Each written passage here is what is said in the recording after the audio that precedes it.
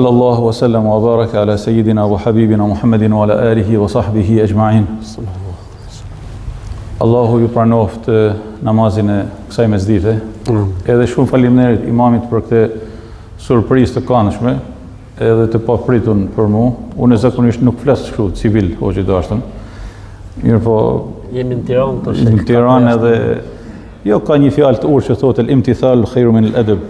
Domethënë me ju bin kërkesës së hoxhës është më mirë se sa edukata. Të dashtën të shtrenjtë, ka një mesazh cilin kam dëshirë në mezhlise të ndryshme me e përmend edhe me e tregu, që ka të bëjnë me një temë shumë të rëndësishme që intereson gjithë secilit prej nesh, edhe që është me ke njeriu i sinqert, edhe me thënë të vërtetën, edhe mu distancu nga hilet, edhe nga mashtrimet, edhe nga gënjeshtra në jetën e tij të përditshme. Ju e dini që tashma kemi dalë nga muaji i madhnueshëm i Ramazanit, edhe Allah azza wa jalla na pranoft të gjithëve. Edhe një ndër temat kryesore të agjërimit të Ramazanit është ai hadith i njoftur i pejgamberit ton alayhi salatu wasalam, i cili thotë se men lam yada'a qawla az-zuri wal 'amala bihi, ai i cili nuk heq dorë nga gënjeshtra edhe të vepruarit me të, e nga arroganca, thuj pastaj hilet e mashtrimi edhe krejt këto tema. Ta di se Allah nuk ka nevojë që të qëndroj pa ngrënë dhe pa pi. Mësimi kryesor i agjërimit të Ramazanit është që me na eduku që me ke njerëz të sinqertë, njerëz me dinjitet, njerëz me karakter, njerëz me parime në jetë. Muslimani është i drejtë, muslimani është i vërtetë, është original, nuk ka hile, nuk ka zigzake. Në këtë kontekst lexojmë për Ebu Yazid al-Bastamin, një prej emrave të shqumë të historisë islame, i cili ishte rrit jetim, edhe nana e tij e nisi për të mësuar në Bagdad. Atëherë kur Bagdadi ishte kryeqendra e botës islame, me medrese, me shkolla, me biblioteka, me dietar të lëmive të ndryshme. Edhe tek sa e përcillte, i tha, këtu ke një trashëgimi nga baba, 40 dinar.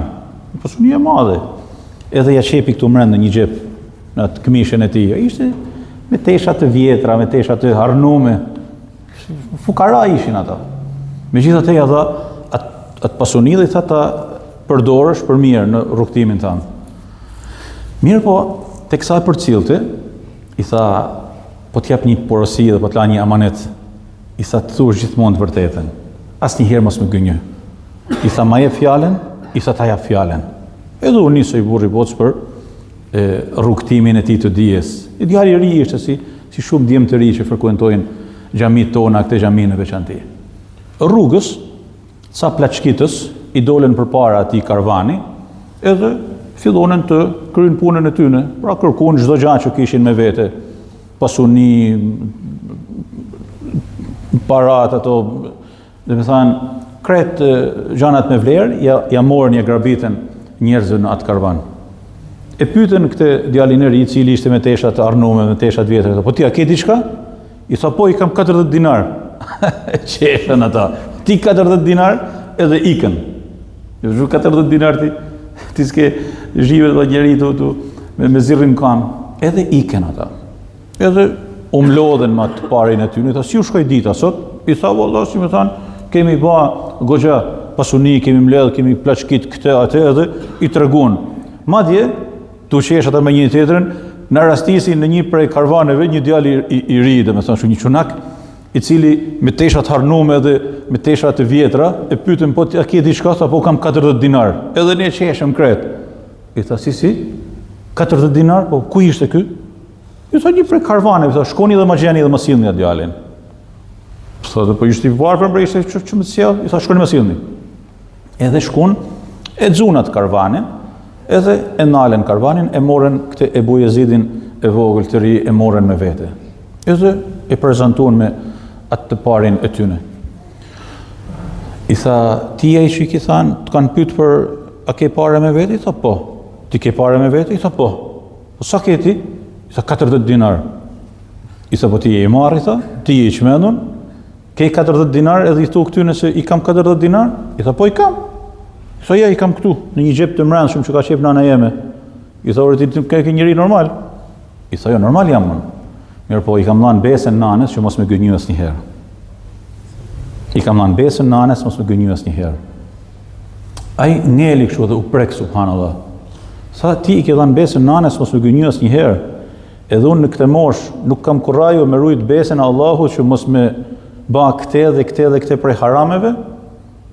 I tha, Allahu ta shpërbleft. Edhe unë jep besën e Allahut nga ky moment që nuk do të vazhdoj më në këtë rrugë, dhe do të kthehem. Shikoni e para, drita e udhëzimit kur hyn në zemrën e dikujt e transformon jetën e tij.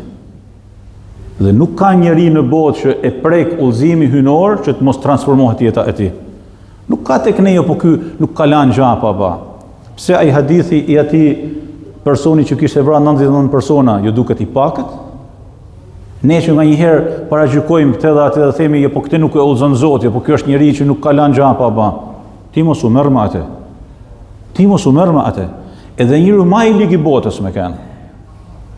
Kur drita e udhëzimit mrin në zemrën e tij, e transformon jetën e tij. I mlodhi ato shokët apo ushtarët e tij, e panë që këti kishte ndryshuar fytyra, i tha nga ky moment ne heqim dorë nga kjo që kemi ba. Dhe e para punë që ju them, Allahu urdhëron që an tu'addu al-amanati ila ahliha. Mi kthy amanetet tek të zotë të tyre. Çfarë keni grabit sot, kthini njerëzve mbrapsht. Dhe ne heqim dorë nga kjo punë. Sa dorë çanolli për ku ishim para ditë dhe çanolli për një orë, i tha ky djali. I thonë çai bën shefit ton, i tregoi ky. Than ata, po nëse ky udhëzohet edhe nëse ky kthehet, po ne pse të vazhdojmë në rrugë të shtremt dhe u kthyn të gjithë. Mësimi i dytë, dhe me këtë e përfundoj këtë fjalë të dashmit e mi, është që atë mirë që Allah subhanahu wa taala ta ka dhënë, edhe atë virtyt, edhe atë cilësi të besimit që ty e ke, mos u bën kuprac, por shpërndaje tek të gjithë njerëzit me të cilët ti takohesh, sepse ti nuk e din se te kush bën dobi ajo. Një fjalë mirë, një qëndrim i mirë, një komunikim i sinqert, një dua që ti bën për të udhëzuar dikën në durr tuaja, bëhet sebeb që ai person me u udhëzu. Dhe ti nuk e din pastaj se sa është shpërblimi i Allahut azza wa jall për ty, për atë veprim, e për atë mirësi, e për faktin që të ka bë dritë udhëzimi për qoftë një person të vetëm në jetë.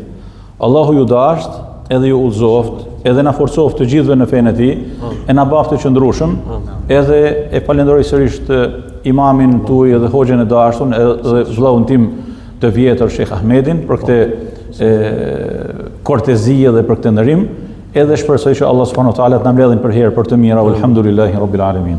Jazakallahu khairan. Allah i zgjidhë.